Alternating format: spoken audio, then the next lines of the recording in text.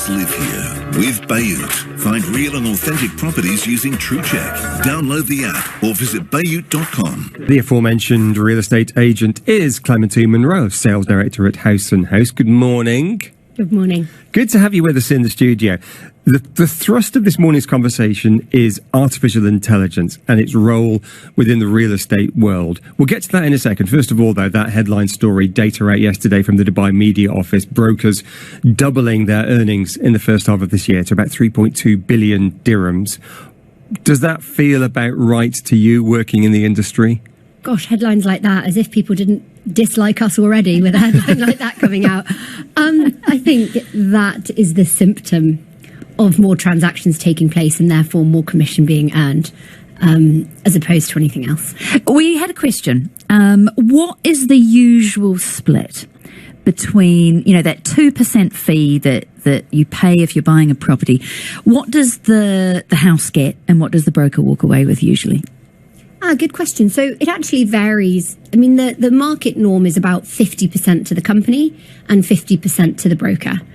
Most companies work on a performance basis. So the more senior you are or the more tenure you have within the business, that commission can go up. Good to know. But is artificial intelligence going to do away with all of you and replace you with agentic AI to broker these house deals? That's the subject you've been looking into this morning. It is, and actually Microsoft just released a report on the jobs they think are most likely to be replaced and jobs least likely. And unfortunately for us, real estate was about fourth on the most likely. But I think what we're going to see is not being replaced, but more a partnership with technology. And we are already seeing that, using AI to support us in our ability to do our roles. But I think we're still quite a long way off from being fully replaced. So what are you and the team at Haus using AI for today on July the 28th? Because a lot of companies, it's quite low-level stuff, maybe a little bit of marketing, writing descriptions, that kind of generative AI stuff. What can you tell us? So it's interesting, we always, our brand mission is to be globally known as the most trusted and reputable agency in the UAE. So we have to be very careful with how we use AI so that the customer always knows when AI is being used. So at the moment, we're not using it much on the customer-facing platform, but we are using it to help streamline our internal processes. So for me, how to pull reports on agent performance, I can talk to my systems and pull different reports that can help me manage teams better. But in terms of things like photographs and descriptions, we're still very much manual in order to make sure that the information we're putting out is 100% correct.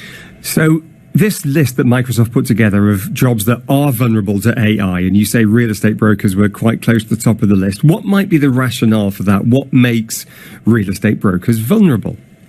I think things like people doing online video tours. Perhaps if you're selling a new development out and someone can pre-populate all the information, this kind of democratization of information that's publicly available. Therefore, do you need a broker if you could go direct to a developer and all of the information is there for all to see? I suppose that's the kind of easy step that people would be looking at. I mean, I can get from the informational side of things, absolutely. AI can help with that, or even basic technology can help with that. But the real estate brokers earn their corn by pounding the pavements, meeting people, having conversations, having coffees, making calls. I struggle to see how AI could replace that very human element to what you do, because that's really that's how you earn the big bucks, isn't it? It's by that human stuff, is it not? I totally agree. And I think also navigating the market, it's very easy to have access to the information, but how do you metabolize that information into an actually healthy decision for you and for your needs? And I think that's where we are still a vital part. But if you look at something like our partnership with a platform like Bayut, where we have historically been, as you said, very outbound in our workflow, very treading the pavements, something like Bayut, which has kind of gamified the agent profiles, we're now getting a lot of inbound business. So it's platforms like Bayut that are spending a significant amount on AI to help their processes, which in turn help us. And they have something called, is it True Broker? Yeah. They have. Yeah. And AI is a part of that. It's not entirely AI, but they use AI to help work that. And that, is it like TripAdvisor for brokers? I mean, it's a ranking or a rating of brokers? It's exactly like that. I haven't heard that said before like that, but it's exactly like that. So live reviews of the broker's attentiveness, speed to respond, and their ability in actually helping you with the transaction. But also for each and every property that you have, we showcase that we have permission to fully list that property. And then there's something called true checking. So every time you're at that property, be it a viewing or just to chop the cushions and get it ready, you can reconfirm that this property does in fact look exactly like the photos that you're advertising online. And so it just gives that layer of transparency to the customer to know that the property they're inquiring on has actually been verified, that it is exactly as it says on the tin. So what are the human characteristics that make a good broker? If we deconstruct that, because Brandy and I were talking earlier, lots of messages coming in about this 3.2 billion dirhams worth of fees. How many, is it 30,000-ish brokers now there are in Dubai? Oh, they will have just increased the number, exactly, 29,000 and something. And that's a third more than there was last year. But they're not all making good money, are they? No. It's not shooting fish in a barrel. Some people have got it, some people haven't. What's the difference, Clementine? You must see. I think probably a willingness to listen, firstly, to your customer, to the training that you're given. But I think also a real desire to do the right thing. The agents that seem to really endure and the agents that you would have in your studio are the people who've been here for a long time and deeply care about the customers and the landscape that they engage in. And I think that's what's important, is not just to be here for a quick buck, not to kind of be one of those, in inverted commas, kind of traditional agents that maybe gets it a bit wrong that people think of when they think of Dubai. But I think putting the customer first, listening to the customer and recognizing that, if you're going to do well here, you're here for the long run.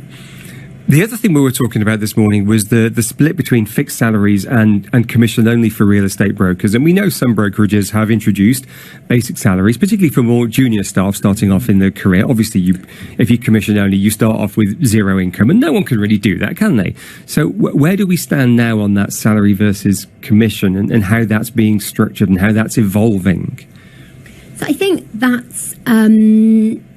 Sales is zero commission, and that's why we often encourage a lot of people, if they're starting out, to join in leasing. It's a quicker way to earn income. It's very possible to lease a property within your first month. Therefore, you're not necessarily eating into your savings quite as much as if you came straight to sales. My gut is I'd be a little wary of companies offering salaries in the Dubai real estate landscape, as it's just not necessarily set up for that. I wouldn't think you're going to maximise on the opportunity that this market can make if you're salaried. However, I think as the market evolves, all different types of talent are coming and all different needs. But you think leasing is the gateway? Leasing is an excellent gateway, yeah. Most of our top brokers have started in leasing. That's traditionally the path. Yeah. Finally, we've just wrapped up the first half of the year. Well, we got 1 month into the second half of the year. We know from the Dubai Media Office that the first half was a record quarter for brokers. What do you see in the second half? I think just more important than ever on where exactly it is that you invest. It's not that all investments are good investments. I do think there is a supply question coming, 140,000 units handing over in the apartment sector and only 15,000 townhouses. So I think buying larger apartments, if you can afford it, and townhouses is going to be a safer bet for the long run, but still pretty buoyant across the board. Clementine, good to talk to you. Appreciate your time this morning. Thanks very much indeed for joining us. Clementine Munro, Sales Director at Haus & Haus. You're listening to The Business Breakfast. Dubai Eye 103.9